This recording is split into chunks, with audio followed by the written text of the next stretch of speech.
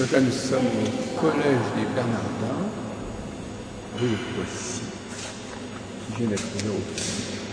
C'est une collection de cloches, notamment certaines sont très intéressantes parce qu'elles sont, on ne les voit jamais sous cette forme-là.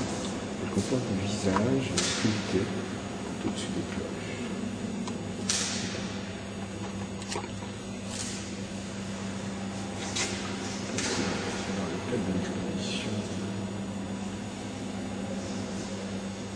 L'inauguration de ce qui était avant une ancienne caserne de pompiers.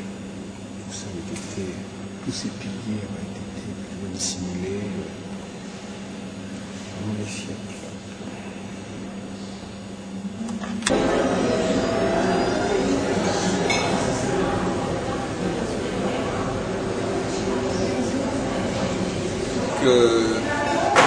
Dominique Orestar, je ne sais pas si on doit dire que vous êtes un peu quelle est votre activité, ou c'est peut-être un secret, je ne sais pas. Passionné d'astrologie,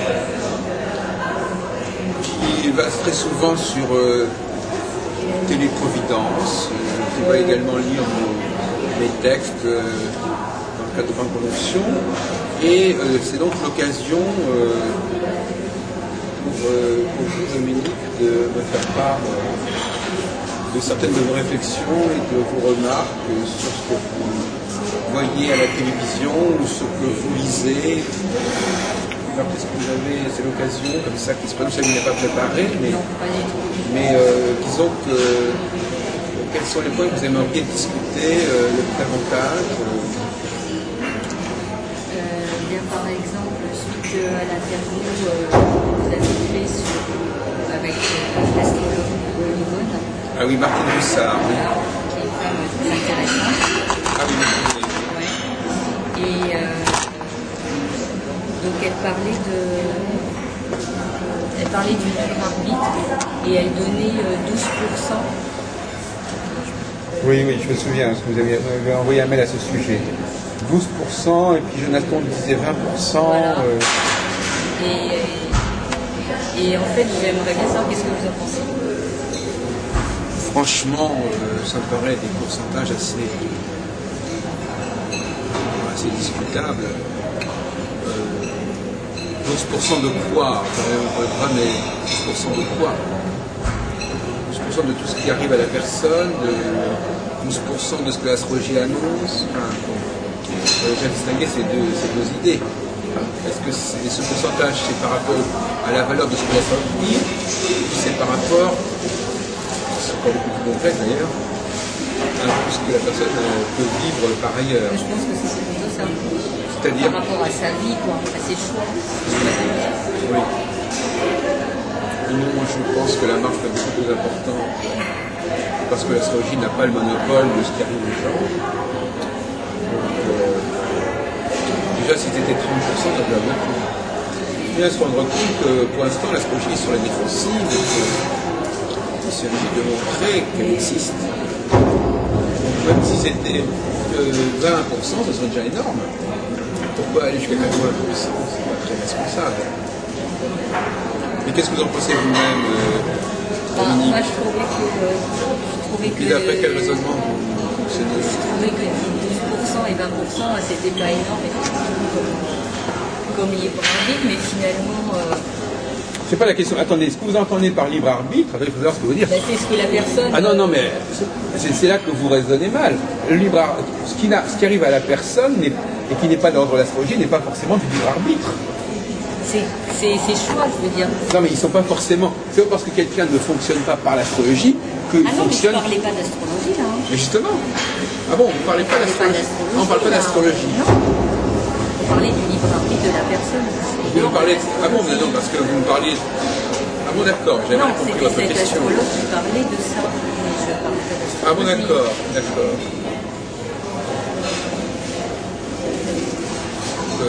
Le problème du libre arbitre aussi, c'est que c'est aussi une façon d'utiliser au mieux nos déterminismes.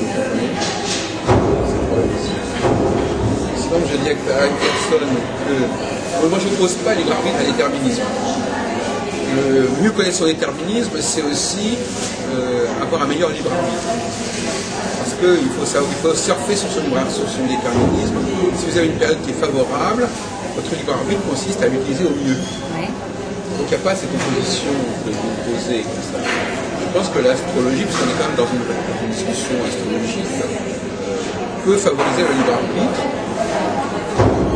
Parce qu'il n'y a pas de libre arbitre sans connaissance de ce que nous avons, de ce que nous possédons, de ce que nous sommes capables de faire. Le libre arbitre, c'est le bon usage de nos facultés. Maintenant, la part de l'imprévu, de l'imprévisible, c'est encore une question complètement relative, parce que, imaginons par exemple que quelqu'un trouve quelque chose d'imprévisible, et que astrologiquement on pourrait montrer que ça c'est prévisible. Donc c'est complètement relatif. Oui, c'est qu'en fait ça devait lui arriver.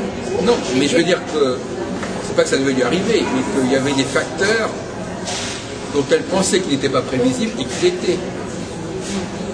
Il y a des facteurs dont elle pensait qu'ils étaient de l'ordre du libre arbitre et qu'ils n'étaient pas. Ben oui. Quelqu'un peut croire qu'il a fait une chose librement alors qu'il ne l'a pas. C'est pas vrai. Donc ces notions-là sont extrêmement complexes à gérer. Dominique. Bon, ensuite. Ce qu'il y a aussi, c'est qu'on voit par rapport à l'éducation qu'on a eue, la famille, c'est dire que ça peut diminuer le libre arbitre. Bah oui, bien sûr, effectivement. Vous pensez que vous êtes vous-même quelqu'un de très déterminé par votre famille, par votre histoire Oui, sans doute. Vous avez un lourd passé collectif et familial.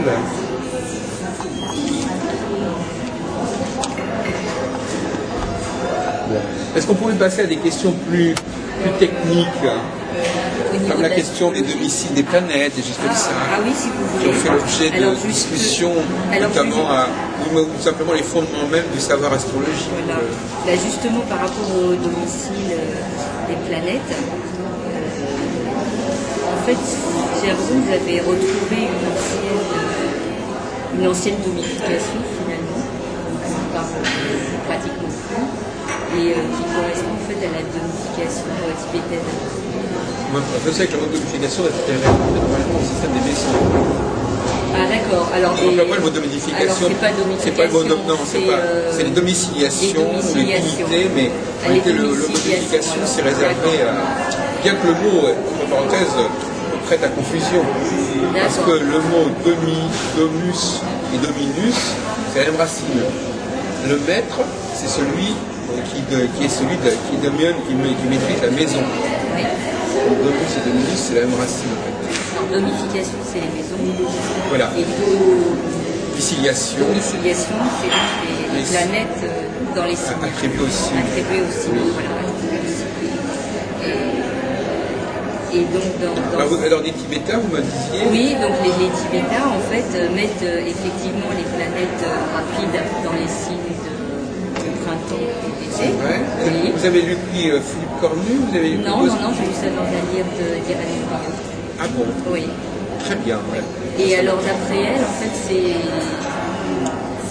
domiciles elles vont agir au niveau spirituel par rapport aux domiciles traditionnels. Et donc, on va préciser, donc, Mars, Jupiter et Saturne, par exemple, correspondent au signe de l'automne et d'hiver. Et d'hiver, tout à fait. Ah oui, absolument. Vous pouvez me citer l'ouvrage, Madame Antoine Je crois que c'est dans son ouvrage Astrologie d'évolution. Oui. D'accord. En effet, c'est tout à fait possible. Vous avez gardé cette disposition. Oui. À mon avis, est antérieure à celle que nous utilisons. Donc effectivement, ça évite de mettre Mars en bélier, par exemple, ou de définir peut-être un cercle vicieux, parce que quand on s'aperçoit de plus en plus en fin de compte que notre idée des signes zodiacaux est fonction de deux choses qui sont elles-mêmes discutables, qui est l'élément et la planète.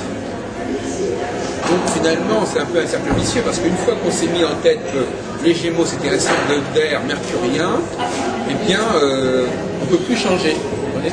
Oui, on peut plus changer dans cette tête. On ne peut plus changer parce qu'on a. Alors si on vous dit mais non c'est vénusien, mais non c'est je sais pas quoi, ah ben non, donc finalement, il faut faire un gros effort. Et c'est ça que j'aimerais bien discuter avec vous, Dominique. Est-ce qu'un astrologue est capable de modifier les idées qu'elle se faisait sur les signes, sur les maisons, sur les planètes? Est-ce qu'il est en dépit de tout ce qu'il a pu en tirer, tout ce qu'il a, comment il a pu l'obtenir, est-ce que c'est possible, est-ce que c'est souhaitable qu'il soit capable de dire, bon ben, en fin de compte, on va reprendre le problème parce que, d'autant plus que comme on sait très bien, dans le thème astral, il y a des interactions, on ne sait jamais exactement la valeur de tel facteur particulier. Donc il faut quand même revenir à la théorie. On ne peut pas dire simplement j'ai vérifié dans mon thème que c'était comme ça. Oui, parce qu'il y a plusieurs facteurs. Voilà, donc on ne peut jamais dire c'est ce facteur-là. On peut dire les gens qui ont lune en Gémeaux sont comme ceci, parce que de toute façon, on ne sait pas si c'est la lune en Gémeaux qui va agir ou si c'est un autre aspect. Donc c'est un peu abusif de dire c'est telle position qui veut dire ça. Eh oui, et comment on peut faire ben, il faut déjà. Non, ça veut dire qu'il faut s'assurer. On ne peut pas valider un système qui ne tient pas la route sur le plan structurel. On ne peut pas, au nom d'une pratique, quelle qu'elle soit, notamment du thème astral, dire que tel système, bien qu'il soit bancal, est valable. La pratique n'est pas là pour combler les manques de la théorie. Est-ce que vous qui connaissez bien le monde médical, pour différentes raisons, est-ce qu'il y a dans le monde médical des revirements qui se font comme ça?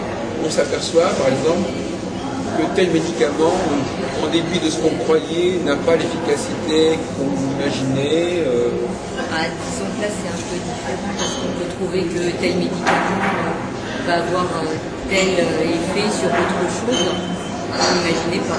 Oui. Par exemple, ça, c'est des découvertes fortuites. Oui. Vous pouvez être un peu plus précis là-dessus Oui, par exemple, il y a un médicament qui peut être utilisé par exemple contre l'hypertension et qui par hasard va se retrouver être utilisé chez quelqu'un qui a l'hypertension et une autre pathologie. Et que comme ça, par hasard, on va se rendre compte qu'il est efficace sur cette autre pathologie. Peut-être pas sur l'hypertension? Si, aussi sur l'hypertension. Ah oui, d'accord. Mais on peut aussi avoir des médicaments dont on croyait qu'ils étaient efficaces et qu'ils ne le sont pas. Ça, c'est quand même plus rare puisqu'on part quand même d'une démarche. Alors qu'en astrologie. Par exemple, vous qui êtes dans le domaine de m'intéresse beaucoup, vous êtes forcément lié à la diététique quelque part. Ouais. Dans la diététique, c'est souvent très compliqué de savoir exactement si c'est telle chose qu'on mange qui provoque tel inconvénient ou pas. Il y a tellement de facteurs qui rentrent en jeu que c'est pas simple. Oui, puis la diététique, c'est un peu aussi, disons que le problème dans la diététique, c'est que dès qu'il y a quelque chose qu'on suppose, en fait, il va y avoir plein de personnes annexes qui vont dire il faut faire tel régime, il faut faire tel. Mais bon, ça en plus, la diététique, c'est quelque chose. Par exemple, on a découvert que le régime crétois, en Crète, il faisait beaucoup moins d'infarctus parce qu'ils mangeaient ce qu'on appelle le régime crétois. Ils mangeaient des olives, ils mangeaient du fromage de chèvre, ils mangeaient pas gras, ils mangeaient des grillades. Et ça avait des effets positifs? Oui. Comment on pouvait ça? Comment on détermine ces effets? Ils vivaient plus longtemps? Voilà, c'est ça. Ils avaient moins d'infarctus, ils avaient moins de problèmes. Moins de problèmes cardiovasculaires. Alors à ce sujet justement, Dominique Tahar, vous êtes assez proche des milieux médicaux, est-ce que la notion de normalité, j'aimerais bien qu'on parle de la notion de normalité, je sais que j'en ai pas mal parlé, alors on avait parlé l'autre jour des maladies chroniques, effectivement, dans le cas des maladies chroniques, on ne peut pas espérer ramener la personne à la normale. Mais de manière générale, oui, on peut dire qu'en règle générale, c'est pas le cas majeur. Dans la plupart des cas, on essaie de guérir quelqu'un, c'est le ramener à une norme, un fonctionnement normal qui est celui de l'espèce humaine en général. On n'est pas des cas particuliers au niveau des femmes. Il y a les hommes et les femmes. Enfin, je veux dire, globalement, vous avez comme une idée assez claire de ce que c'est qu'une anatomie normale, qu'un organisme normal, qu'un fonctionnement normal. Est-ce qu'en astrologie, on peut envisager la même démarche, la même façon de voir les choses.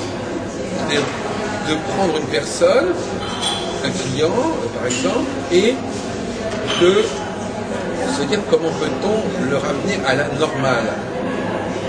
Et quelle est la normale? Si l'anatomie nous parle de la normalité du corps, est-ce que l'astrologie nous parle de la normalité du psychisme, de la normalité de la vie? Et est-ce que de toute façon, ce n'est pas cela qu'elle doit faire en premier? Disons que la normalité du corps, on peut voir si quelqu'un est en bonne santé, quelqu'un est pelto, et le voir par rapport à un thème. Non, mais je ne parle pas de voir dans le thème, non, je parle du psychique. Il y a effectivement ce qu'on appelle l'astrologie médicale. Oui. Et je ne parle pas d'astrologie médicale. Il y a qu'effectivement en astrologie médicale, on est là aussi pour ramener les gens à la norme. Oui. Ou essayer de trouver pourquoi ça ne va pas. Oui. Mais après, oui, pourquoi ça ne va pas, mais aussi comment ça pourrait aller mieux. Oui, et aller mieux, ça veut dire revenir à la norme. Oui. C'est ça qu'il faut bien comprendre. Oui. Le mieux, c'est la norme. En fait. Oui. Parce que nous savons, il y a un archétype anatomique, si on peut dire, Oui. qu'il faut retrouver. Même chez l'être humain le plus malade, la structure de l'être humain persiste. Même chez ne serait-ce que le squelette, c'est-à-dire qu'il y a même la maladie ne cache pas la structure. De même que la maladie mentale ne cache pas la structure psychique normale. Mais c'est vrai qu'il est plus facile de définir la norme au niveau physique qu'au niveau psychique. Voilà. Oui, parce que bon, ne serait-ce que par exemple, par rapport à un film que j'ai vu récemment là, qui s'appelle Séraphine, c'est une. Je sais pas si vous avez J'ai entendu parler de ça. Oui. Il y a une exposition après d'ailleurs, c'est une femme qui était femme de ménage et en fait qui faisait qui était inspirée, dès qu'elle était inspirée de Dieu, et elle faisait des très belles peintures en fait. Oui, voilà. Et il y a un collectionneur donc, qui l'a découverte et finalement elle a fini sa vie internée en hôpital psychiatrique. Et on se demande est-ce que maintenant elle aurait été internée aussi, c'est-à-dire est-ce que la norme elle change par rapport aux époques? Oui, très bien. Mais ça c'est plus la. Oui, alors effectivement. La question est de savoir si l'astrologie est porteuse d'une norme. Est-ce qu'elle est porteuse d'une idée du monde idéal? Parce que quelque part, on a l'impression, pour moi c'est ça, quelque part, l'astrologie est supposée nous parler d'un monde idéal. Donc on peut s'éloigner ou donc on peut se rapprocher, donc d'un monde idéal non seulement au niveau du psychisme individuel, mais au niveau de la collectivité. Je crois que l'astrologie peut nous parler aussi de l'ordre du monde social. L'astrologie ne nous parle pas que de l'ordre du monde cosmique et céleste, elle nous parle aussi de l'ordre du monde ici-bas. Alors par exemple, vous, Dominique Orès, est-ce que, bon, une question bateau, mais par exemple, est-ce que vous distinguez les hommes des femmes, par exemple? C'est-à-dire psychiquement. Et est-ce que l'astrologie, est-ce que vous reliez ce que vous savez des hommes et des femmes aux notions astrologiques? Et auxquelles? Non, parce que si j'ai jamais appris. Ah bon, d'accord, oui. Il serait peut-être temps de penser. Oui. Trop tard. Alors, vous avez peut-être quelques notions. Non, mais enfin, oui, bien sûr, mais ça pose un problème plus général qui est le problème de la dualité. Est-ce que l'astrologie nous parle des grandes dualités? Moi je pense qu'il n'y a pas d'astrologie sans dualité, quoi qu'il en soit. Même quand vous annoncez quelque chose, il faut annoncer le contraire à un moment donné. C'est-à-dire qu'il va vous arriver ça, et puis après il va vous arriver autre chose. C'est toujours ce que j'appelle l'astrologie à double détente. Ouais, Il n'y a pas un autre chose qui peut aller en sens inverse.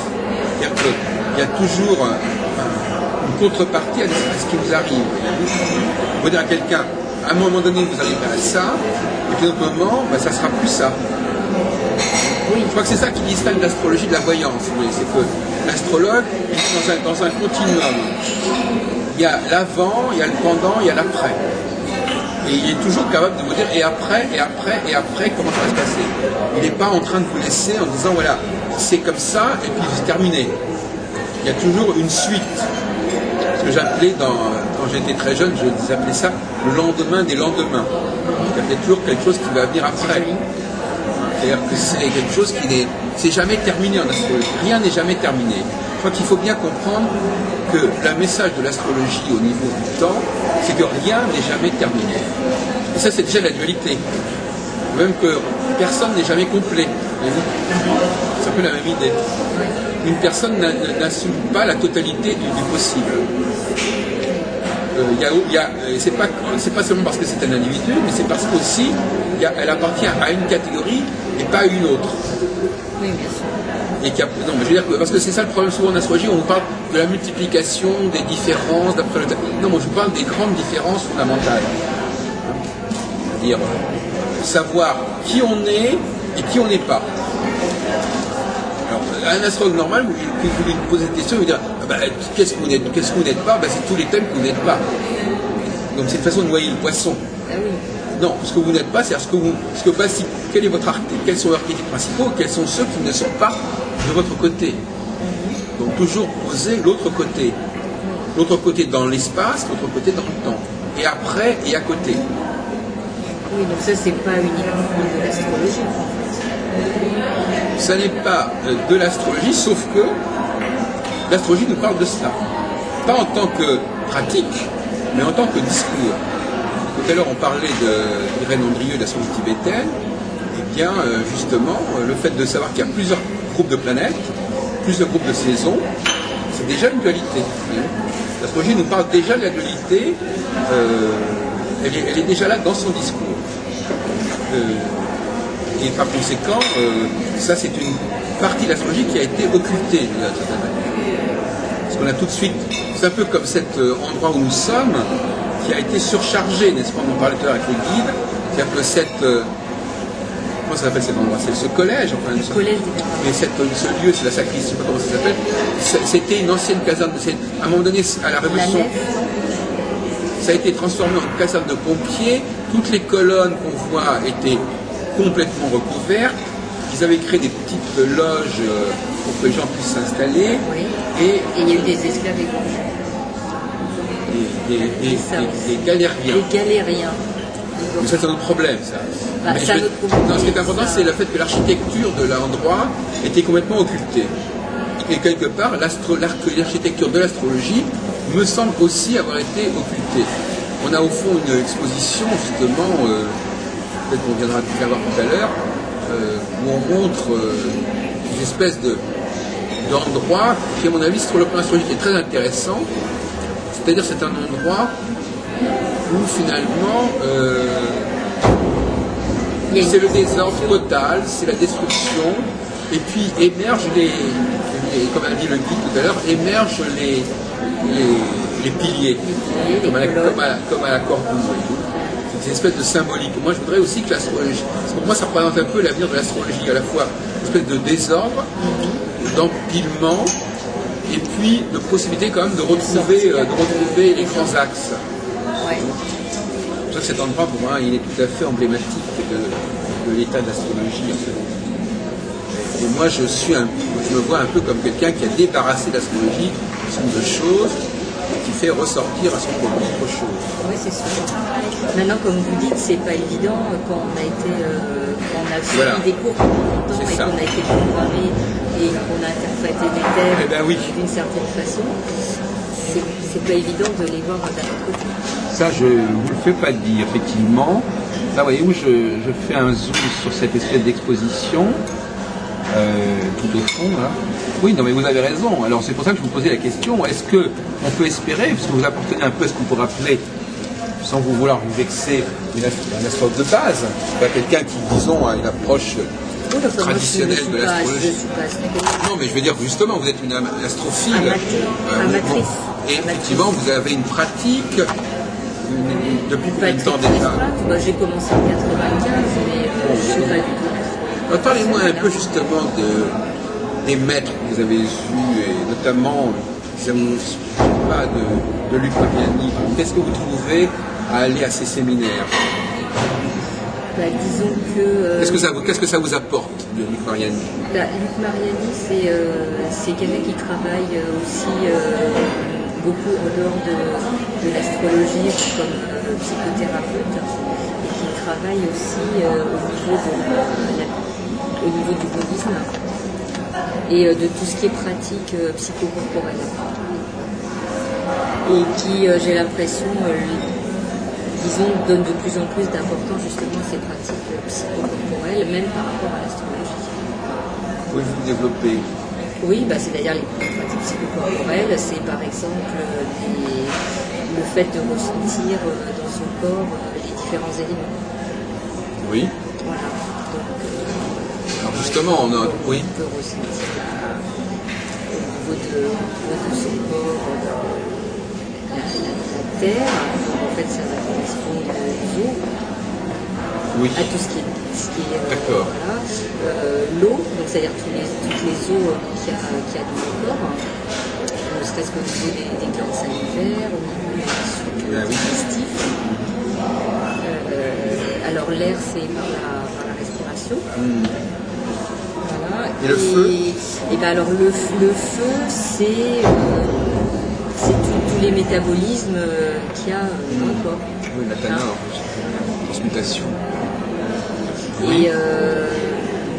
Et en fait, le fait de faire ça, ça permet de se recentrer au niveau du corps. Et le but, si on veut, c'est justement de se sentir bien dans son corps au niveau psychologique. Surtout pour que les émotions aient moins de prise sur la personne. Mais est-ce qu'il relie ça, est-ce qu'il est toujours adepte des rapports entre les éléments et les signes? Il va dire par exemple tel signe c'est un signe de feu, tel signe c'est un signe d'air. Oui, mais moins que l'astrologie traditionnelle. D'accord. Oui, beaucoup moins. Disons que c'est de l'astrologie karmique, donc il a appris avec Irène Montreuil. Et Irène Montreuil a eu des très grands maîtres en Inde. Oui. Là, j'ai plus le nom là, mais je crois qu'elle a même connu Krishnamurti d'ailleurs. Oui, elle a eu des très grands maîtres. Et donc c'est une vision beaucoup plus globale de l'astrologie. C'est pas que de l'astrologie comme on l'entend en astrologie traditionnelle. C'est une astrologie qui est reliée au bouddhisme, qui est reliée au karma. Oui. Et qui est relié au corps et à l'esprit. Mais vous savez que sur cette question des éléments, je ne sais pas si vous avez vu ce que j'ai écrit à ce sujet, j'ai fait des réflexions tout à fait révolutionnaires, si on peut dire.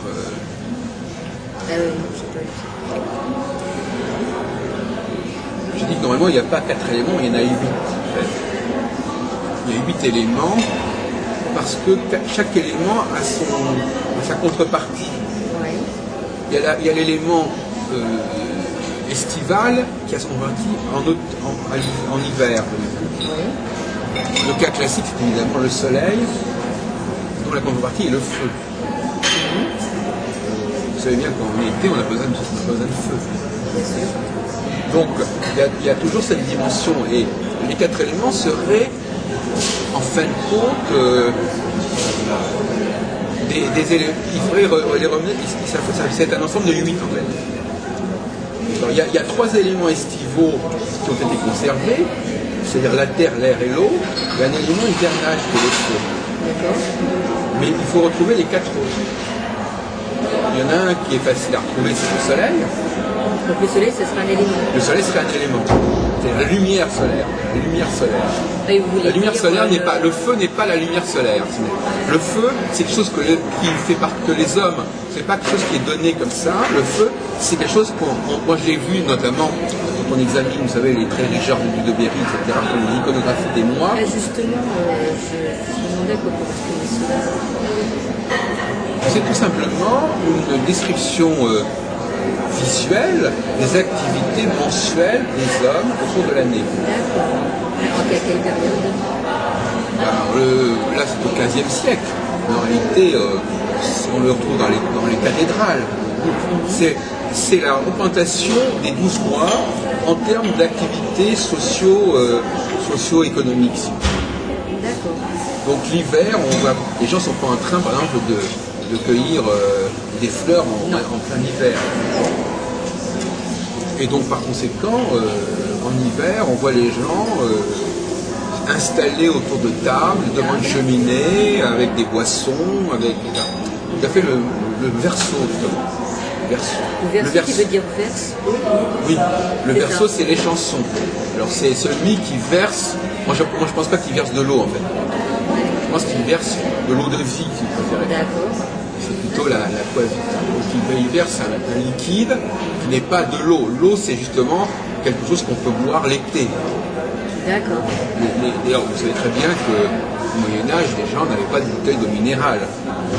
Non. Ils avaient plutôt Ils allaient au puits. Oui, enfin en hiver, quand le puits était gelé, ils avaient du vin, ils avaient des alcools. Enfin, Ah oui, ils ne buvaient pas d'eau. D'ailleurs, en plus, l'autre jour, je discutais avec quelqu'un, M. Gauthier à Grenoble, il y avait ce qu'on appelle l'ambroisie aussi. Oui. Ce sont des liquides qui ne sont pas de l'eau, mais qui remplacent l'eau. C'est-à-dire qu'en fin de compte, l'ambroisie, c'est un petit peu l'eau de l'hiver. D'accord. Mais c'est symboliquement, ça veut dire tout ce que nous buvons, comme là, des jus d'orange. Un jus d'orange, c'est pas la même chose que l'orange. Oui. On peut garder, c'est comme des confitures, on peut garder comme ça des C'est produits. des choses qu'on peut garder. Voilà, on peut stocker. Voilà, vous savez bien à quel point on a gardé le vin pendant des années.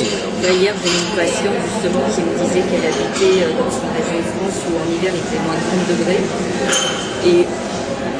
et où, ça devait être dans l'Est, et où en hiver, justement, ce qu'ils mangeaient, c'était des racines, des pommes de terre, des radis, des carottes.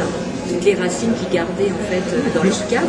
Plus éventuellement le blé, enfin le pain qu'ils pouvaient fabriquer. Oui, et qui se réunissaient entre eux justement pour manger ça. Oui. En hiver, on se réunit, en hiver, on s'organise. En hiver, il faut prévoir. C'est comme la cigale et la fourmi, si vous voulez. Hein. Donc c'est pas du tout la même démarche. Et dans l'hiver, il y a des contraintes sociales auxquelles vous échappez en été. Oui, c'est-à-dire C'est-à-dire que vous dépendez moins d'une structure en été qu'en hiver. Oui. Vous n'avez pas besoin d'être abrité, vous n'avez pas besoin. Par exemple, on voit bien que les SDF, par exemple, sont plus malheureux en hiver qu'en été. Oui, bien sûr. Ça veut dire que tout est comme ça. Oui. Mais c'est bizarre quand même, parce que moi j'ai plutôt l'impression qu'en été, les gens ils se regroupaient plus, par exemple dans des festivals, ou qu'en hiver. Non. Mais quand on voit comment on vit, nous, de nos jours, je veux dire dans les villes, les gens ne se regroupent pas. Ils ont plus tendance à sortir. Non, mais la ville elle-même est un regroupement. Ah oui. Pas. La ville est elle-même un regroupement, même si aujourd'hui. Ah oui, si vous le voyez comme voilà, ça. c'est ça. De même que le mot maison, c'est intéressant, le mot maison. Pour vous, quand on parle de maison, vous pensez à la maison particulière. Oui. Or, en réalité, là, nous sommes dans une maison. En réalité. La maison, c'est l'église, la maison, c'est le temple, la maison, c'est le palais du peuple, la maison, c'est l'Assemblée nationale. Eh oui. Avant d'être la maison de monsieur un tel et un tel, les premières maisons, c'était des maisons du collectif. Oui. Et où il faut resituer les choses, vous comprenez? Comme ça, il est gardé en écho comme ça. Oui, mais alors? On rajoute toujours la maison de quelque chose. Oui, Beit Ha'am, la maison du peuple. La maison des enfants. Mais on le dit aussi, en russe aussi, on le dit, la maison effectivement, la maison de la culture. Oui, la maison des jeunes. Voilà. La maison des jeunes de la culture, MJC. Voilà. On emploie le mot maison. Oui. Mais c'est le vrai mot maison, c'est le vrai sens du mot maison. C'est le vrai enjeu de la maison. De regrouper. D'ailleurs, on dit aussi la maison pour parler d'une société, mais aussi d'une famille royale. On dit la maison. Royale. La maison royale, mais aussi Oui. on parle de la maison de telle aristocratie. Oui. Donc, et ça, en astrologie, on a complètement perdu ce sens-là. La maison, c'est d'abord un lieu de rassemblement. Vous savez que le mot église veut dire rassemblement. Synagogue, dans le mot synagogue, il y a aussi l'idée c'est un mot grec qui veut dire aller ensemble, se retrouver ensemble. Donc, La maison, c'est le lieu de regroupement. Par exemple, dans les villages africains, il y a une maison du peuple, qui est vraiment le seul endroit qui soit vraiment. D'ailleurs, on voit bien la différence entre la cathédrale, comme c'est une maison. C'est la maison par excellence. La maison de Dieu, si vous voulez. C'est la maison par excellence. C'est pas la petite villa. C'est pas la maison individuelle. Voilà, la maison individuelle. Non, mais c'est là, il faut resituer. Alors, oui, c'est intéressant. Ça pose un problème parce que pour comprendre l'astrologie, il faut pas projeter nos valeurs d'aujourd'hui sur l'astrologie. Il faut au contraire utiliser les valeurs astrologiques pour comprendre en quoi elles continuent à être vraies par-delà certaines apparences ou certaines déviances. C'est là qu'il faut renverser aussi le problème. Hein. Moi, je suis tout à fait contre la modernisation de l'astrologie. De l'astrologie. C'est-à-dire, je pense qu'il faut retrouver sa signification profonde et non pas projeter nos expressions, notre sémantique. Pour revenir à la question des éléments, donc on a vu la problématique soleil-feu, la problématique eau aussi, si vous voulez. Oui, d'accord. Et ce sont des phénomènes de substitution, de remplacement, de dérivation. Donc, par exemple, l'air. Alors l'air, par exemple, ce serait pour moi la musique. Il y a le chant des oiseaux en été et le chant de la flûte, du violon, en hiver. Ou même tout simplement le langage. Je veux dire par là qu'il s'agit de restituer, si on prend par exemple les grottes de Lascaux, on a une sorte de processus de restitution. La nature n'est plus là, on s'enferme, mais on la reconstitue sur les murs. C'est la seule motivation. C'est intéressant, comme si les hommes avaient absolument besoin de la nature. Voilà, donc la fresque, vous qui êtes dans la peinture, entre autres, on peut considérer que la peinture, peut-être pas la peinture abstraite, mais quoique même la peinture abstraite, elle est là pour reconstituer les couleurs de l'été. De l'été, oui. Pour apporter de l'été là où il n'y a plus d'été. Exact. Donc, si on considère les couleurs comme une matière, d'une certaine manière, et si on considère la terre aussi comme porteuse de couleurs, parce qu'il y a des plantes, etc., eh bien, la peinture, c'est la nature hivernale. C'est une façon de restituer les stimuli chromatiques de la nature estivale et de les perpétuer. Donc, même qu'on perpétue le liquide sous une autre forme, on perpétue les images et les sons. Les sons par l'air, les images par la terre. Donc on arrive finalement à 8. Voilà. Donc ça c'est intéressant. Je vois par exemple en phytothérapie, il y a une plante qui s'appelle le millepertuis. Et c'est une plante qui est jaune comme le soleil et qu'on récolte à la Saint-Jean, c'est-à-dire au 24 juin, au solstice d'été. Et cette plante en fait est un antidépresseur. Oui. C'est-à-dire qu'elle correspond en fait à un soleil, puisqu'elle prend toute l'énergie du soleil. Oui. Et qu'après, en l'avalant, en fait, ça permet quelque part d'avaler le soleil, quoi. C'est-à-dire d'avoir un effet antidépresseur. Ah oui, il y a un phénomène de substitution. L'hiver, nous sommes une civilisation hivernale de toute façon. Toute notre civilisation est hivernale. C'est-à-dire que ce qui fait le génie humain, c'est d'avoir inventé des substituts, des remplacements. S'il n'y avait pas d'hiver, notre civilisation ne serait pas ce qu'elle est. Si nous étions uniquement organisés à partir du soleil, à partir de l'été, nous n'aurions pas eu besoin de nous organiser, nous n'aurions pas eu besoin de trouver des solutions de remplacement de l'absence, de l'exil du soleil. Et cette notion d'exil qu'on trouve dans les domiciles, il faut la prendre au sens strict. L'exil et la chute du soleil, c'est bien l'automne et l'hiver. Hein, le soleil est en chute en balance et en exil en verseau. Alors, par exemple... Donc, c'est intéressant de voir que l'exil du verseau, c'est justement là où le feu doit être le plus fort. Parce que là où le soleil manque le plus, C'est dans le justement, Verseau. c'est dans le Verseau. Or justement, dans les représentations traditionnelles du Verseau, on voit un énorme feu de cheminée D'accord. devant lesquels le banquet est installé. Et on retrouve ça dans tous les signes. Alors, effectivement, par exemple, si on prend le cas des Gémeaux, alors évidemment, le zodiaque lui-même a évolué, donc il y a des choses. Vous savez, c'est une question. La question que vous posez est une question qu'on a abordée justement lors d'un dernier colloque, dans lequel vous étiez absent justement à cause de M. Mariani. C'est-à-dire que la question de savoir comment passer, comment revenir à la simplicité des choses. C'est-à-dire comment passer de la complexité à la simplicité. Alors effectivement, le zodiaque, tel que nous connaissons, il est très déformé. Comme dans cette église, cet endroit où nous sommes. Donc il y a des choses qui ont été interpolées, qui ont été rajoutées, qui ont été changées. Mais il faut avoir le coup d'œil qui permet de retrouver les structures derrière des choses qui puissent Se modifier.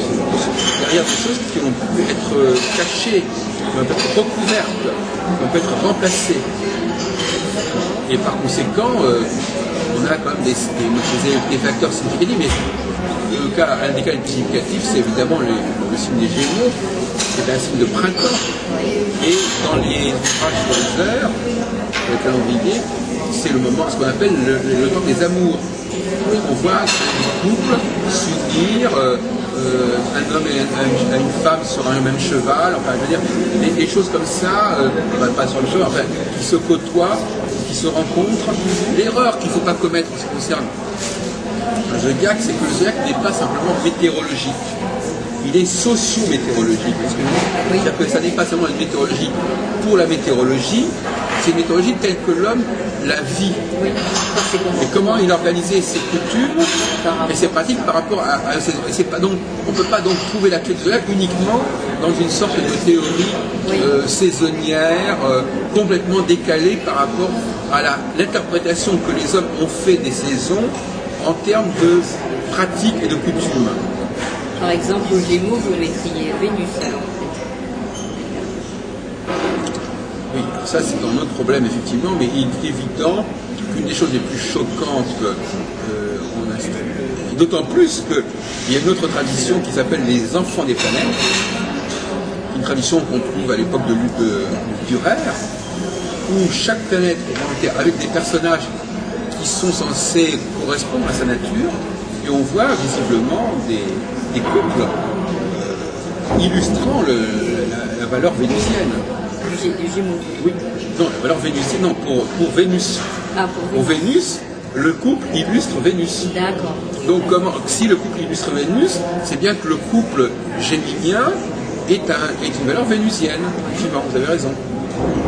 Bon. C'est ce qu'on retrouve d'ailleurs dans cette astrologie typique. Ah oui, d'accord. Oui. Et on ne peut pas mettre Vénus inversement en balance.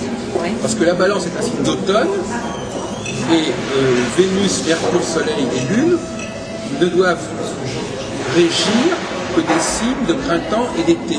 Voilà, c'est ce qu'on fait. Voilà. Donc là, alors la question que je repose, est-ce que on peut imaginer que les astrologues du XXIe siècle, les 20 prochaines années, seront capables de réviser leur pratique de l'astrologie et de renoncer, par exemple, à placer Vénus en balance, ce qui est d'autant plus fâcheux que Saturne est en exaltation dans ce signe, et que donc on a des choses vraiment extrêmement bizarres.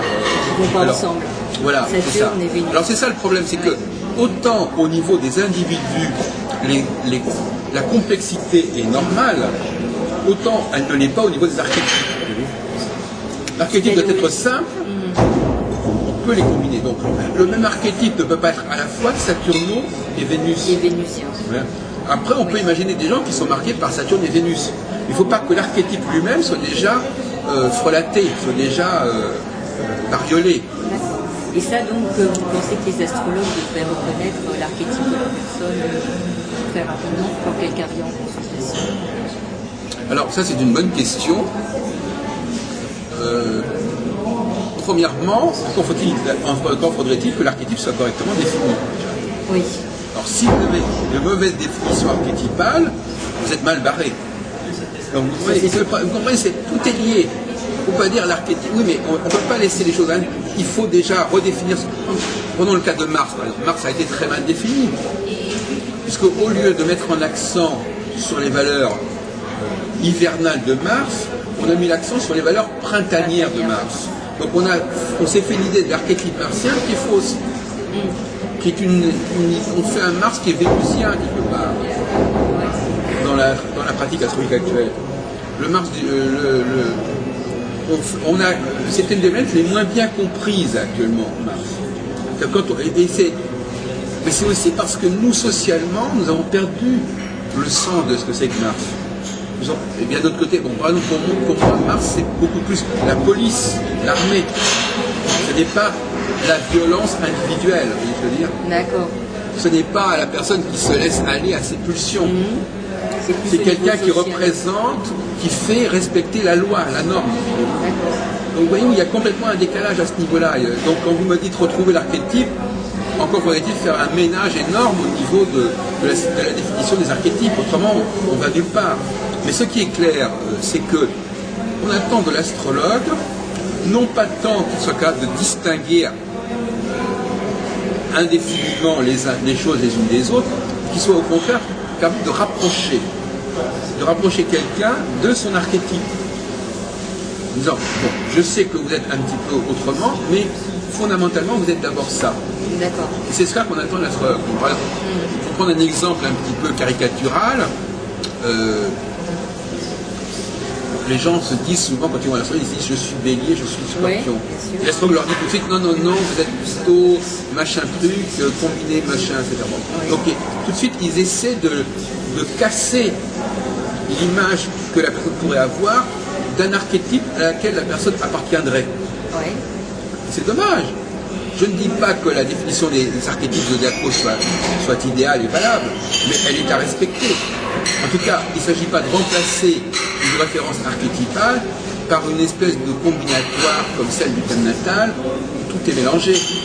Ah oui, l'astrologue n'est pas là pour mélanger, pour brouiller les cartes, il est au contraire là pour ramener la personne, ce qu'on appelait tout à l'heure, cette normalité archétypale qui est la sienne.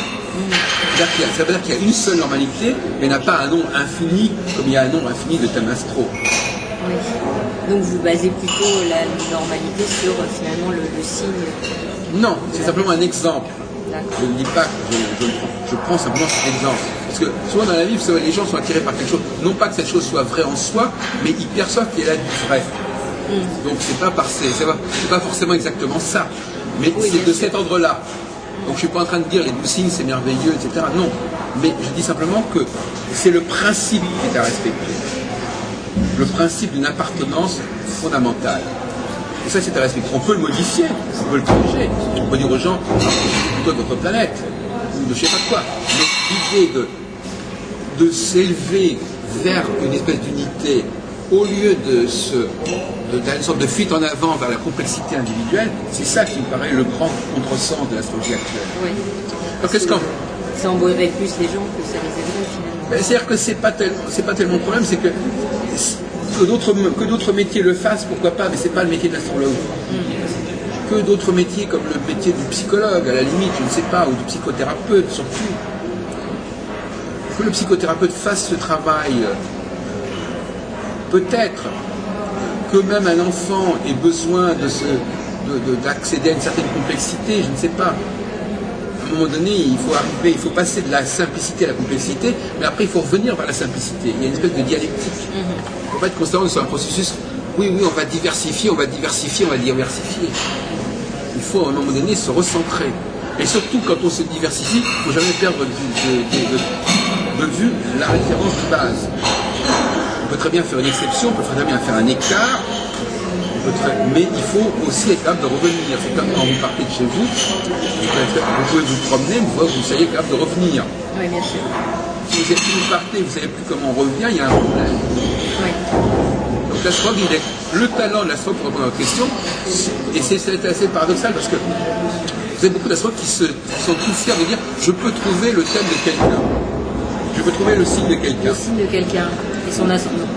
Voilà. Ouais. Et en même temps, ils vous disent mais non, le thème astral c'est beaucoup plus compliqué. Il faut savoir, Ouais. hein, si le signe de quelqu'un on peut le trouver, c'est que malgré la complexité de la personne, on le retrouve. Ouais.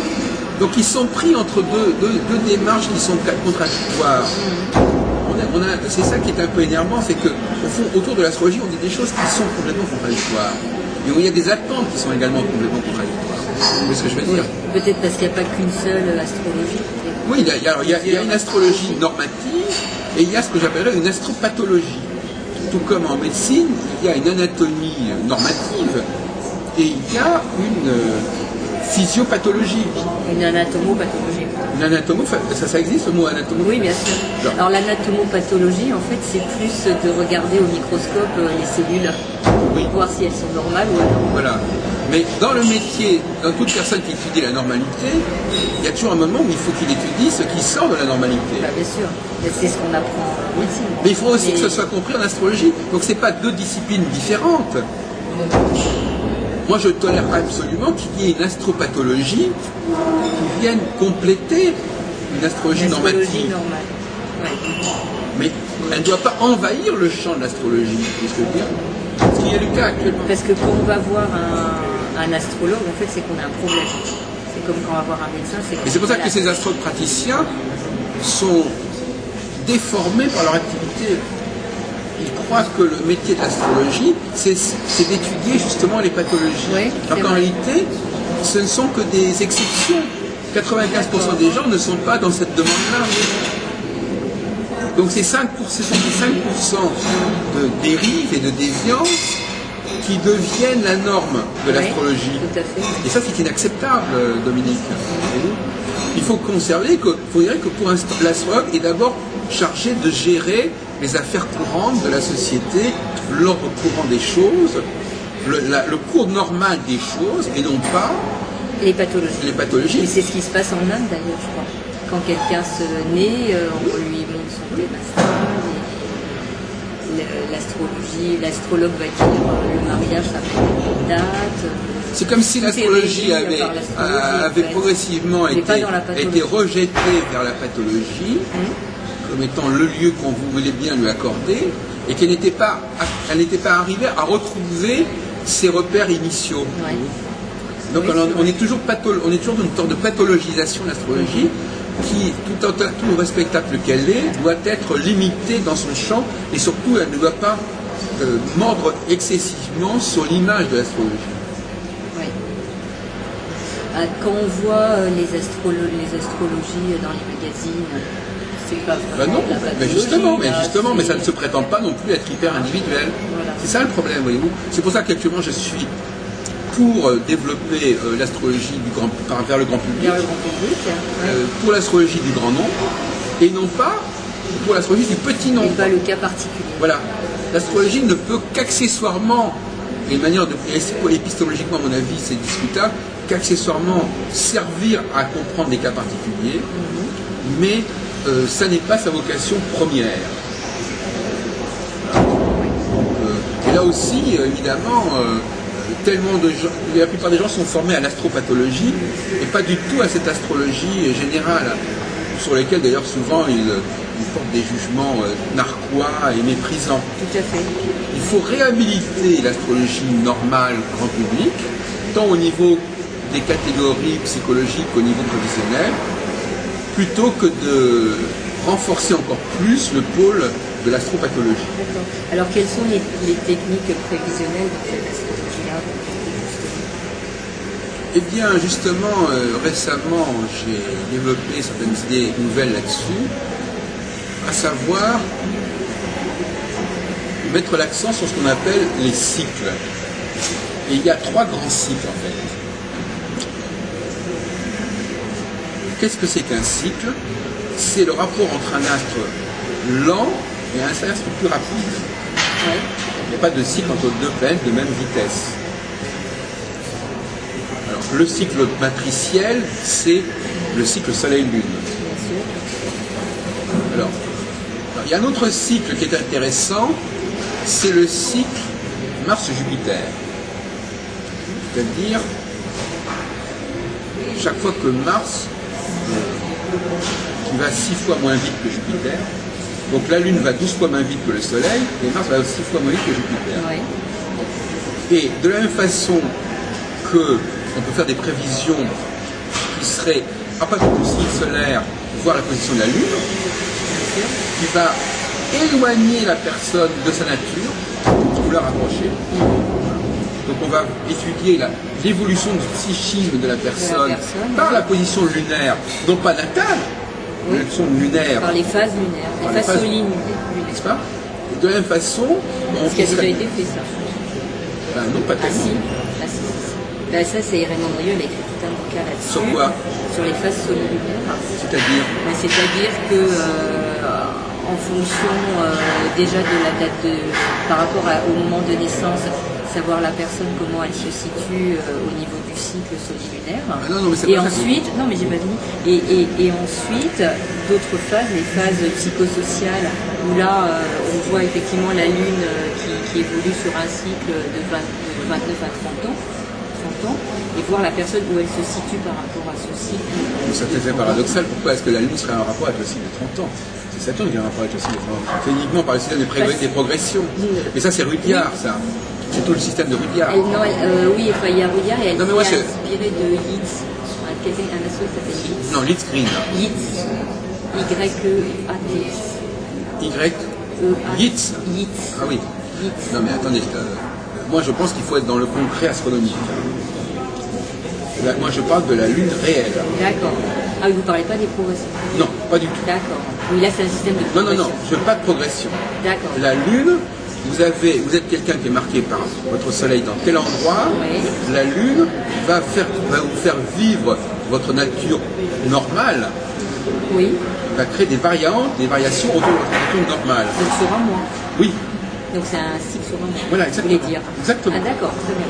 Et le cycle Mars-Jupiter, lui, il est plus long. Oui, c'est un cycle sur un an. Jupiter change de cycle. Donc vous avez Jupiter dans un certain signe et en 12 ans, eh bien, vous aurez Mars dans 12 positions. Dans 12 positions différentes. D'accord. Donc là, il n'y a pas... Et tous les deux... Pardon? Il n'y a pas de cycle annuel alors, entre les deux, il n'y a rien. Ben non, parce que c'est un autre type de cycle, justement. Donc on va étudier à ce moment-là les positions de Mars par rapport à Jupiter. Oui. La position de Mars, Jupiter, lui, est natal. Et Mars est dans le ciel. Voilà, c'est ça. C'est ça. Et comme le Soleil est natal et la Lune est dans le ciel. Voilà, exactement. C'est ça le il faut qu'il y ait toujours, en astrologie, il faut qu'il y en ait un qui est fixe natal et l'autre qui bouge et qui lui suit au fur et à mesure de l'évolution astronomique. Donc c'est Jupiter qui serait natal et Mars qui bouge, voilà, puisque Mars va plus vite. Voilà, c'est ça. Et alors effectivement, si vous êtes marqué par si vous avez un Jupiter dans un signe d'été, le fait que Mars soit dans un signe d'hiver va vous faire bouger. Si vous avez un soleil dans un signe d'été, le fait que la Lune soit dans un signe d'hiver va vous faire bouger, etc. Il va falloir jouer beaucoup plus. Alors je dis très franchement, j'attache beaucoup plus d'importance pour la position en saison qu'en signe. Ouais. Parce que moi je pense qu'on n'arrive pas. C'est beaucoup plus intéressant de travailler sur les problématiques de saison que de découper. D'ailleurs on a eu un débat l'autre jour, le 12 novembre, avec ce sujet. La subdivision me paraît un problème. C'est trop divisé, il y a trop de divisions. Et c'est des divisions qui ne sont plus pertinentes à la limite. Alors c'est des divisions bricolées. Donc travaillons déjà, à la limite, moi ça peut vous surprendre, mais travaillons déjà sur le fait que votre Soleil ou votre Jupiter est dans un signe, et dans la partie été ou dans la partie hiver, oui. Et puis c'est déjà pas mal. Et de voir à quel moment vous avez votre Lune qui vous amène au-delà de cela. Et votre Mars. Donc ça ne va pas beaucoup plus loin que ça. Donc moi je suis pour un message. Donc je suis pour des messages extrêmement simples. Bah, disons par exemple quelqu'un qui est né au printemps, bon déjà il va avoir son soleil, printemps-été, il risque d'avoir aussi Mercure et Vénus aussi dans... Non mais on les laisse tomber, on les laisse tomber justement. Ah vous pensez qu'à quoi? Non, on ne prend que soleil-lune madame. Oui, d'accord. On laisse tomber Mercure et Vénus pour des raisons que vous venez d'expliquer. Ils ne s'éloignent jamais ne peuvent pas donc servir de cycle. Il n'y a pas de cycle Vénus-Soleil, comme vous le savez. Il n'y a pas de cycle Mercure-Soleil. Là, il y a des cycles vénusiens et mercuriens. Non, mais il part par rapport au Soleil. Puisqu'ils ne s'éloignent jamais du Soleil. Donc ils ne peuvent pas être en opposition au Soleil. Ah non, ils sont pas en opposition. Non, mais c'est ça le problème. Non, mais on parle de... Le vrai cycle, c'est quand une planète peut bouger totalement par rapport à l'autre cycle. C'est pas quand elle est à 15... Elle peut aller en opposition. Et oui, c'est ça. C'est là qu'il y a un vrai cycle. Donc, voilà. Donc on ne peut pas... Et un cycle à côté, non, ça va pas. Pardon? Un cycle avec des planètes qui seraient aux environs, ça irait pas parce qu'il n'y a pas d'opposition. Mais non. Bah, mais non, justement, mais non. Pourtant, il y a beaucoup d'astronautes qui font ça. De quoi? Des cycles Mercure. Mais pas par rapport à la Lune, pas par rapport au Soleil. La seule planète des planètes rapides qui peut avoir une dialectique intéressante avec le Soleil, c'est la Lune. C'est une évidence, c'est pas la peine de discuter, c'est une évidence. Oui, non, bien sûr. Donc, voilà. Et alors, le troisième cycle, c'est, après le cycle de la conversation, nous sommes dans l'autre salle de ce collège des Bernardins, au milieu des cloches.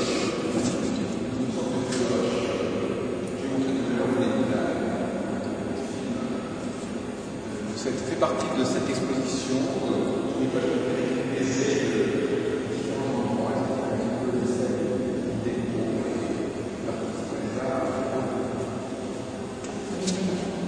Oui, je crois que ça quitte.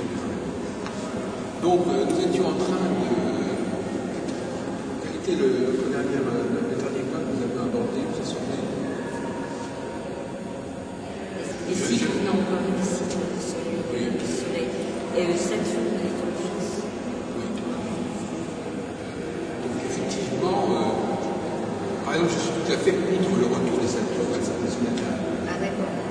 Parce qu'il n'y a pas cette espèce de facteur, il faut que la planète qui revient ne soit pas la même que la planète qui est à laquelle elle revient. Il y a une question de dualité, il faut qu'il y ait une dualité. Il faut qu'il y ait un point fixe, un point mobile, un point fixe, un point mobile. Et le point mobile ne peut pas être la même que le point fixe. Donc il faut, Saturne ne peut pas revenir à sa position natale, d'autant plus que c'est notre sujet.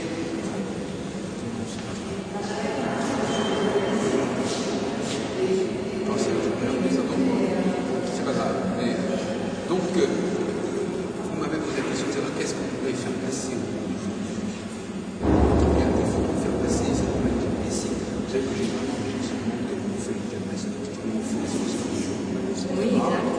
Et là, il faut expliquer que voilà, c'est clair, aucun des soins pour faire le thème, pour faire les études dans les journaux, on étudie la dynamique Saturne, Soleil, là, je vais expliquer dans la mesure où votre lune, la lune à un moment donné va modifier votre équilibre psychique. Ah, d'accord. Et c'est ça que vous dites? Non, justement. Non. Justement, ils ne le font pas. Ils font des choses beaucoup plus compliquées que ça, qui sont quasiment inexplicables. C'est les maisons solaires. Ils sont des systèmes de maisons solaires, ils sont de toutes les planètes. Dans le ciel. Mais de toute façon, ça devient très compliqué. Moi, je suis pour la simplicité. Mais d'autre part, je ne suis pas pour le maintien des 12 cycles au niveau des planètes. Je pense qu'il faut rester au niveau des 2 grandes saisons. À la limite des 4 saisons, mais tout à fait des grandes saisons. Vous avez votre soleil de translation, été, printemps, c'est déjà pas mal. Les gens. Oui, c'est déjà pas mal. Et à un moment donné, si vous êtes quelqu'un qui est printemps, été, c'est ça. Eh bien, la lune va vous créer des problèmes ou pas. C'est-à-dire si elle est en hiver, elle va faire problème plus que si elle est en été. D'accord. Et si par La exemple... conjonction se fait que la personne se retrouve sur l'unité. Maintenant, on peut aussi étudier les conditions solaires, regarder du de la Lune, à un moment donné, puisque c'est vrai, je veux dire. Or, comme effectivement, si on met la maison solaire 1, la position solaire, quand la Lune sera opposée à celle 7, on peut jouer là-dessus. On peut utiliser les solutions beaucoup plus sérieusement pour le zodiaque. C'est-à-dire qu'on va utiliser le zodiaque comme structure de référence. Le soleil est quelque part, mais psychologiquement, il est d'abord dans une valeur été ou automne. En revanche, on va effectivement utiliser les deux signes, non pas comme un référentiel psychologique, mais comme un référentiel prévisionnel.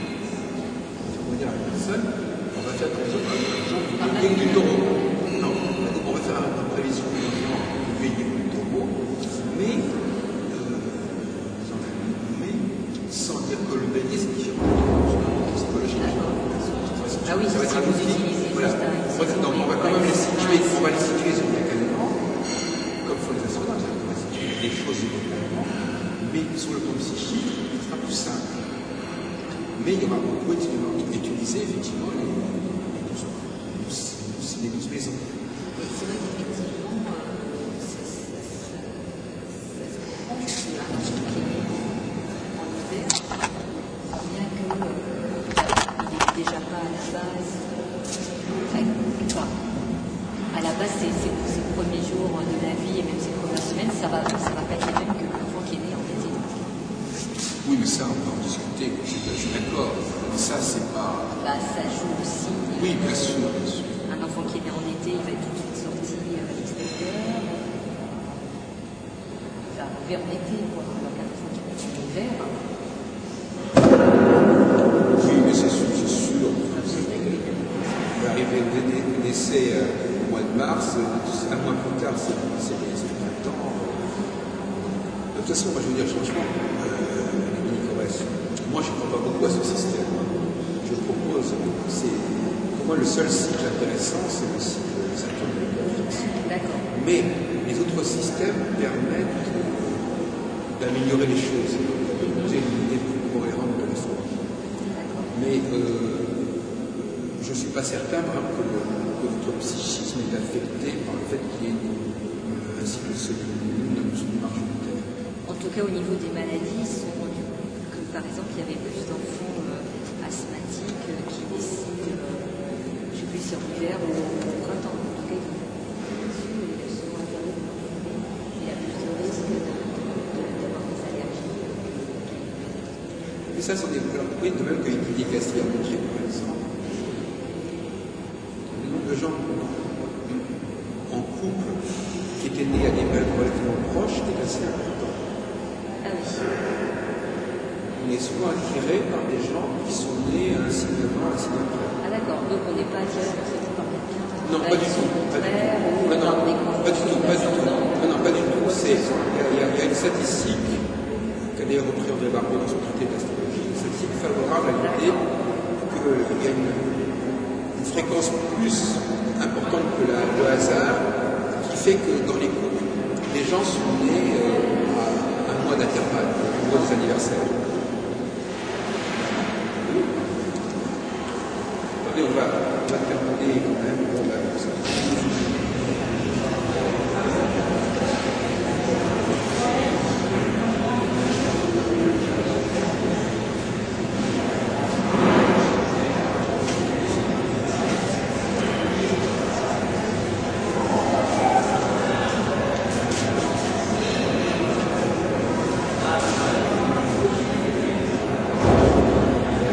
Voyez-vous cette symbolique dont je parlais tout à l'heure, c'est-à-dire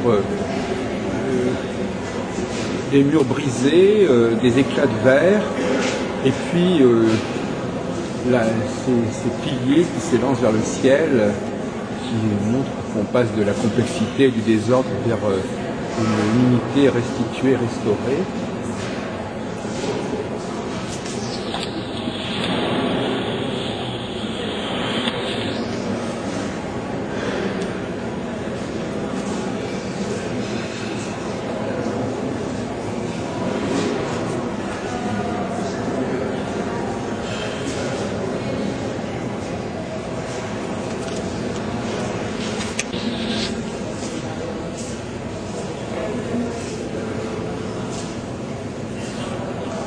Voilà, tel est le cadre dans lequel notre entretien s'est déroulé.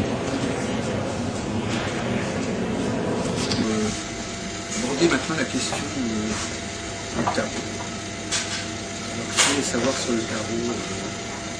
Vous connaissez le tarot? Je connais un petit peu, un peu je sais pas tout à fait. Est-ce que vous pensez qu'il y a un rapport avec l'astrologie dans le tarot? Et quel rapport pourrait-il exister? Une lame qui est intéressante, c'est la première lame du tarot, c'est le battleur. Parce que le battleur, en fin de compte, il faut le rapprocher du Verseau. Quand on regarde de près le battleur, quand on le rapproche des scènes, je vous parlais tout à l'heure du mois de février, on s'aperçoit que les gens sont assis autour d'une table, que sur la table il y a bien entendu des couteaux, des assiettes, des carafes. Et on retrouve tout ça sur le battleur. C'est un personnage comme ça qui est devant une table, et puis sur la table il y a différents types d'objets. Donc c'est la première lame du tarot qui correspondrait en fin de compte au premier mois de l'année. Au verso. Au mois de janvier, février, enfin, D'accord. au début de l'année. Voilà, donc ça c'est un point qui n'a pas été signalé. Il y a aussi les amoureux, par exemple. La carte des amoureux, la lame 6, qui est très proche des Gémeaux, mais en fin de compte qui évoque surtout, à mon avis, la maison 7. La maison 7 qui est la maison du mariage. Et justement, dans les anciennes traditions des maisons astrologiques, c'est que les maisons astrologiques avaient une iconographie aussi.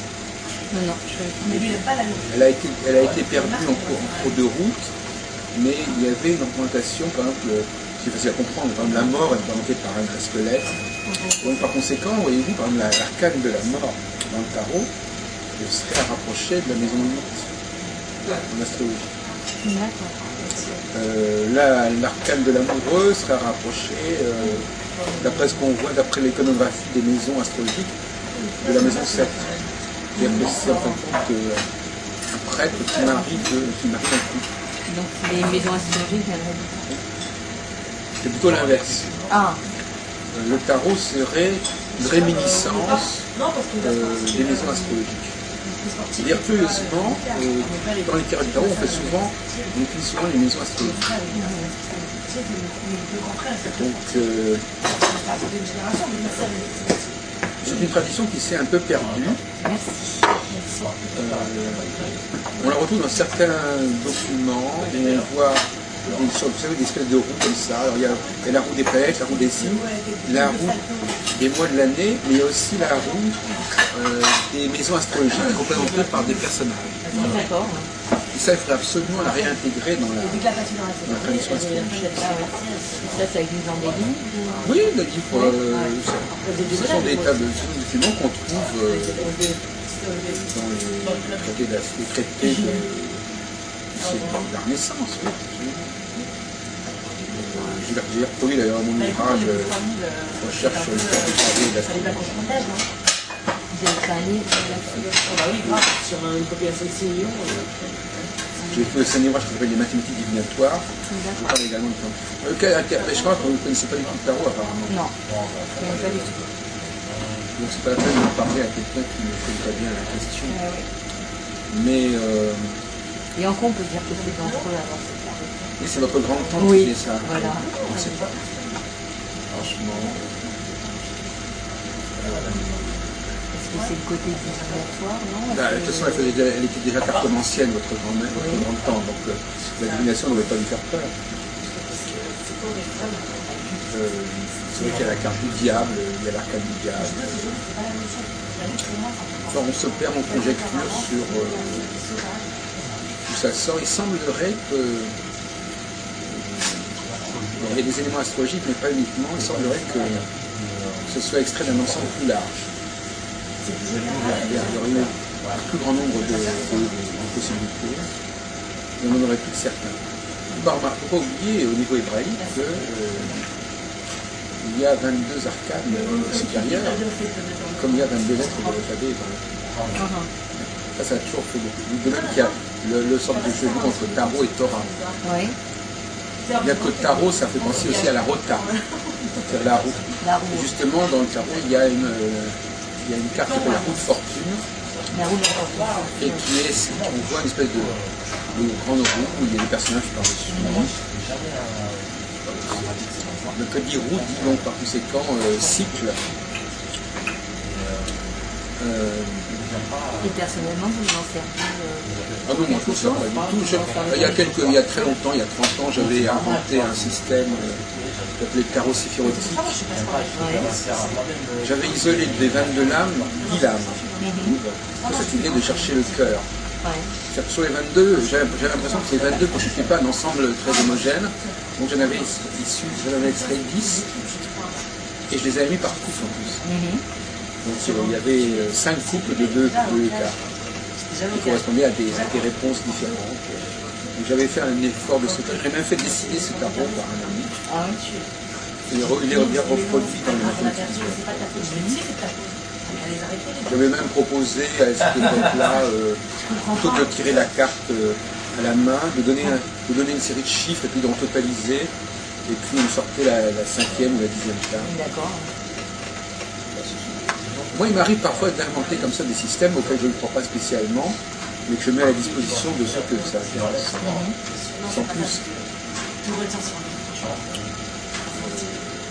Il est un fait que beaucoup d'astrologues pratiquent là. Ah oui.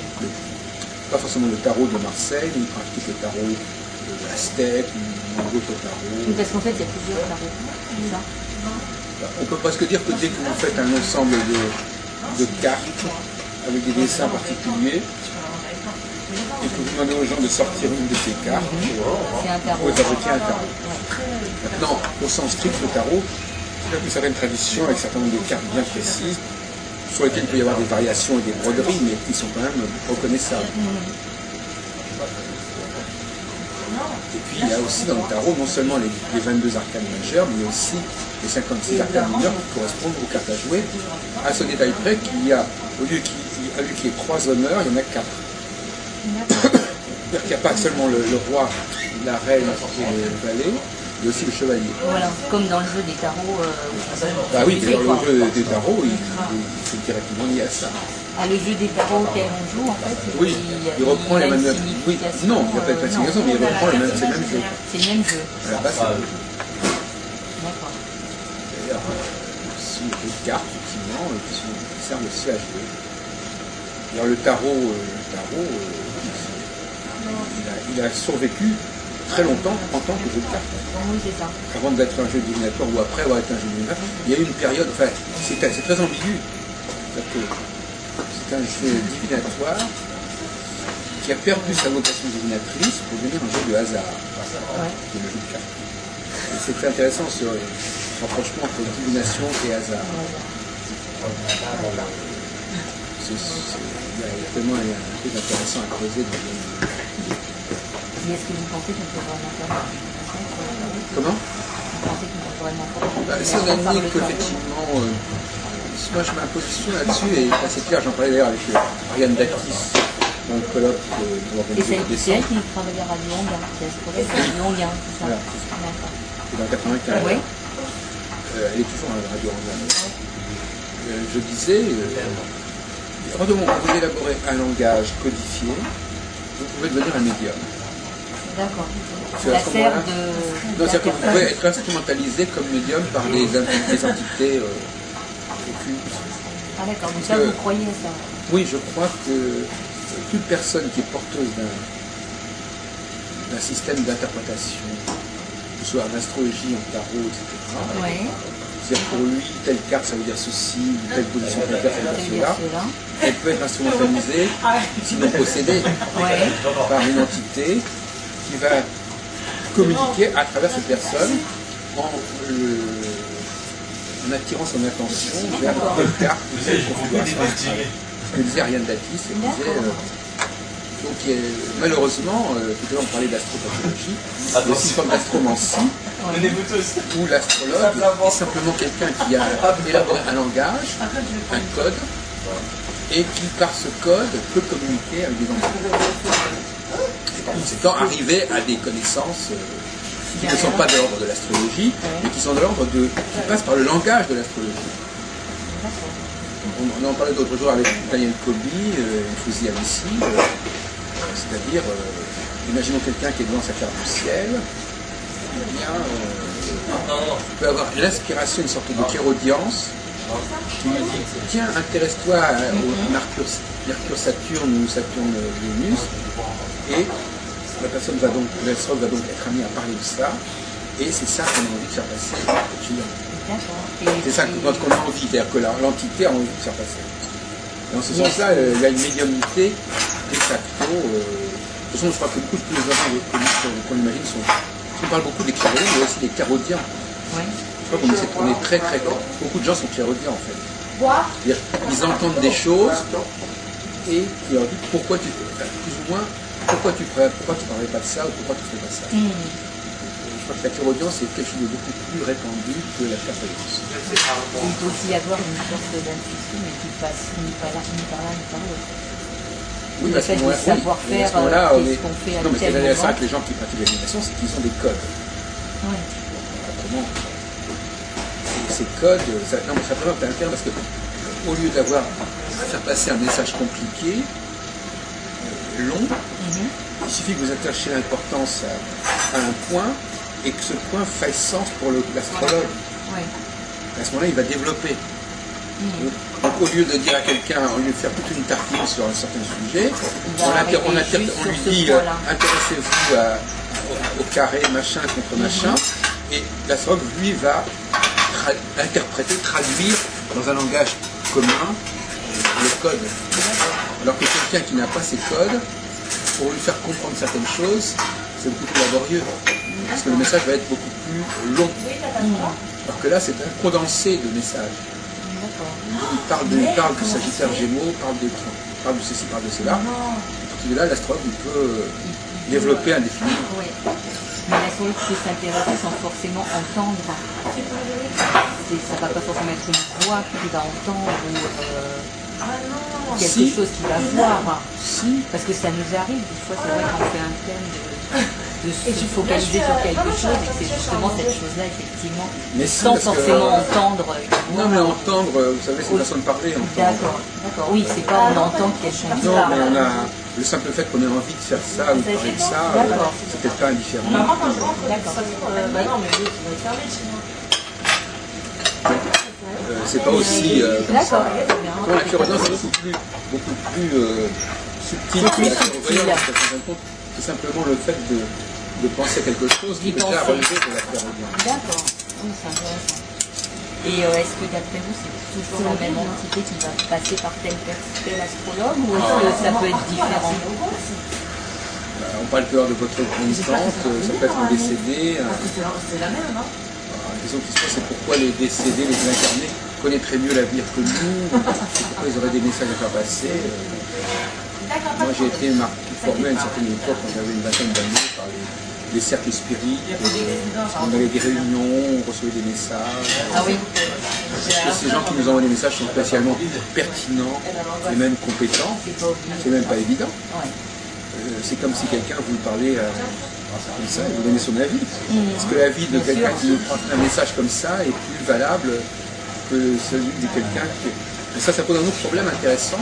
C'est des gens qui préfèrent recevoir des avis de personnes qui sont dans un autre état que de recevoir des avis de personnes qui sont en chair en os. Alors ça, c'est un grand problème qui se pose d'ailleurs en astrologie aussi.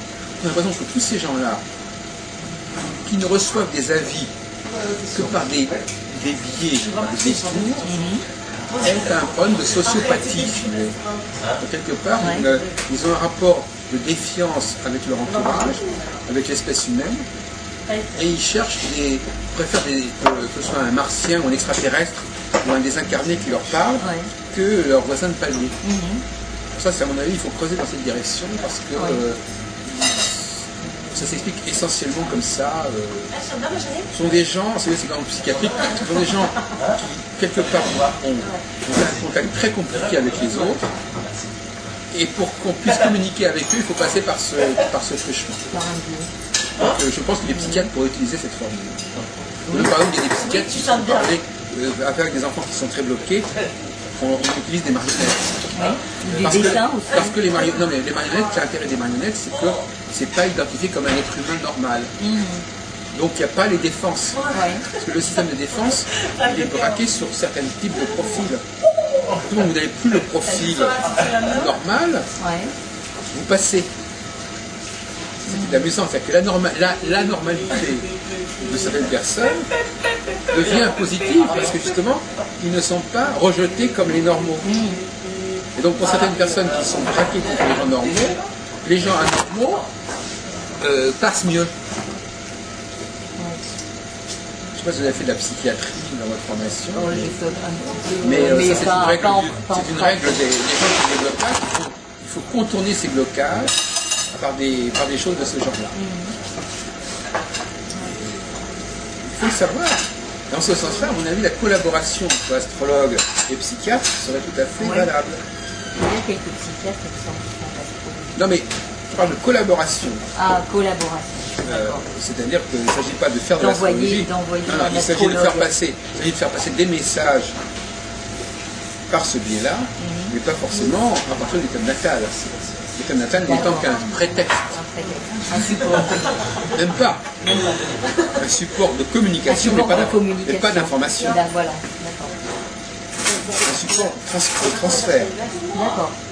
Il y a transfert, mais c'est pas pour autant, le contre-transfert ne consiste pas à prendre le mode de transfert comme étant valable.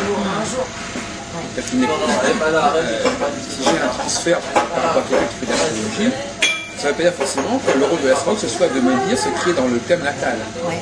Mais ça veut dire que l'astrologue doit utiliser le fait que je fais un transfert sur l'astrologie pour faire passer certaines choses. C'est pas pareil. Non. Il y a des gens qui ne font pas la différence. Mais ça me paraît une bonne façon de voir. Parce que, moi, ce que j'ai remarqué aussi, c'est que souvent, les gens, du moment qu'ils ont ce support effectivement de ce natal, ils vont dire des choses qu'ils n'auraient jamais dit sinon. Absolument. Absolument, mais c'est ça tout le truc. Voilà. Et il faut que quand on parle de l'astropathologie, Parce qu'on leur dit, si on pointe effectivement un moment, ou même des fois effectivement un aspect ou un visage, comme vous dites, et des fois ça fait que la personne va parler alors que sinon elle aurait pas parlé. Rien dit.